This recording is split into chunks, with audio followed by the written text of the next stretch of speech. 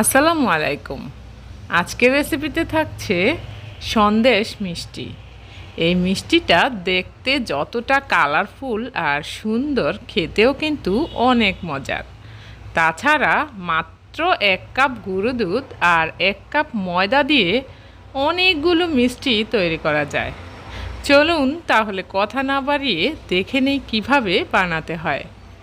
প্রথমেই আমি এখানে একটা প্যানের মধ্যে 1 কাপ পরিমাণ ময়দা নিয়েছি। এখানে আপনাকে ময়দাই নিতে হবে, আটা নিলে হবে না। তারপর চুলার আঁচটা একদম লোতে রেখে 5 থেকে 6 মিনিট ভেজে নিচ্ছি। এমনভাবে ভেজে নিতে হবে যেন ময়দার কালার চেঞ্জ না হয়। 5-6 মিনিট ভাজার পর ময়দাটা উঠিয়ে রাখছি। এবার একটা প্যানের মধ্যে 1/2 কাপ পরিমাণ পানি দিয়েছি আর কাপ দিয়ে মেপে 1.5 কাপ পরিমাণ চিনি দিয়ে দিচ্ছি। এবার খুব ভালোভাবে চিনিটাকে গলিয়ে নিতে হবে। 2 থেকে 3 মিনিট জাল করে নেওয়ার পর দেখুন আমার শিরাটা রেডি হয়ে গেছে। এই শিরাটাকে 1 তার কিংবা 2 তার করার কোনো প্রয়োজন নেই, একটু চিটচিটে ভাব হলেই উঠিয়ে নিতে হবে। তো চুলাটা বন্ধ করে দিয়েছি। এখন এখানে অ্যাড করে দিচ্ছি 1/4 কাপ পরিমাণ ডালডা।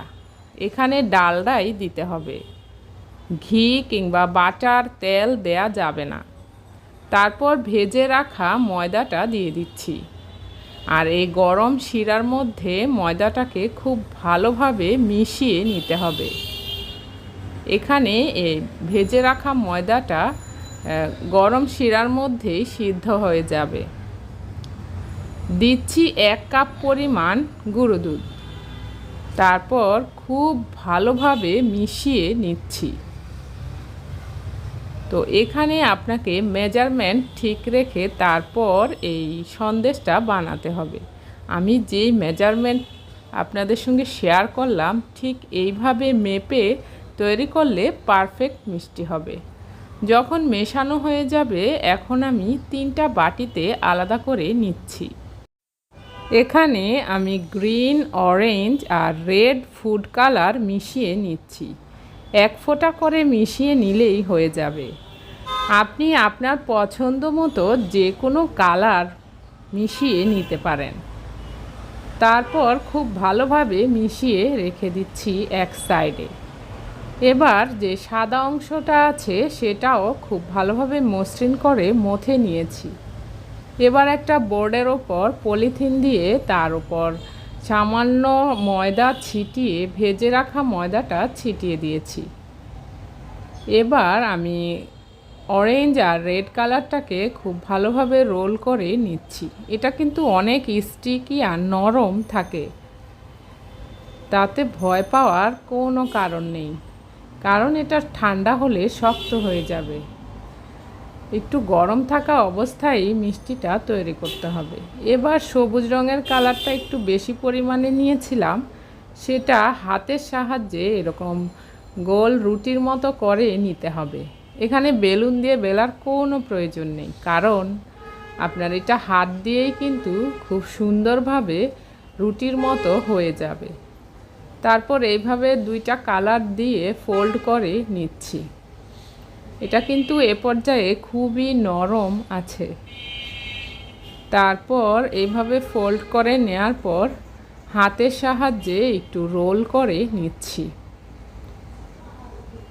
তো রোল করে নেওয়া হয়ে গেছে সবুজ কালারটা। এবার আমি এটা এক সাইডে রেখে দিয়ে সাদা যে কালারটা রয়েছে সেটা আমি হাতের সাহায্যে বড় রুটির মতো করে তৈরি করে নিচ্ছি। এবার সবুজ রঙেরটা ভেতরে দিয়ে তারপর আবারও ফোল্ড করে নিচ্ছি।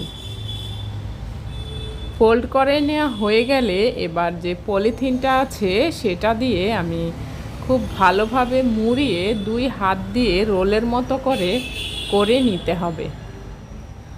তো দেখুন এইভাবে রোলের মতো করে নিয়েছি। এবার আমি এই রোলটাকে রেখে দিব ফ্রিজে আধা ঘন্টার জন্য। নর্মাল ফ্রিজে রেখে দিতে হবে। ফিরে আসছি আধা ঘন্টা পর। আধা ঘন্টা পর দেখুন আমার মিষ্টিটা কিন্তু একদমই সেট হয়ে গেছে। এটা এখন অনেকটাই শক্ত হয়ে গেছে। এবার কেটে দেখাচ্ছি যে ভেতরটা কতটা সুন্দর হয়েছে। দেখুন কতটা কালারফুল আর সুন্দর হয়েছে। এইভাবে আমি পুরো রোলটা কেটে নিচ্ছি। বিয়েবাড়ির ডালা সাজাতে কিন্তু এই মিষ্টিটা খুবই সুন্দর হবে। মিষ্টির দোকান থেকে বেশি দামে না কিনে আপনি বাসায় মাত্র 1 কাপ ময়দা আর 1 কাপ গুঁড়ো দুধ দিয়ে প্রায় 1.5 থেকে 2 কেজি পরিমাণে বানিয়ে নিতে পারেন। দেখুন কতগুলো মিষ্টি হয়েছে আর দেখতেও কতটা লোভনীয় আর সুন্দর লাগছে।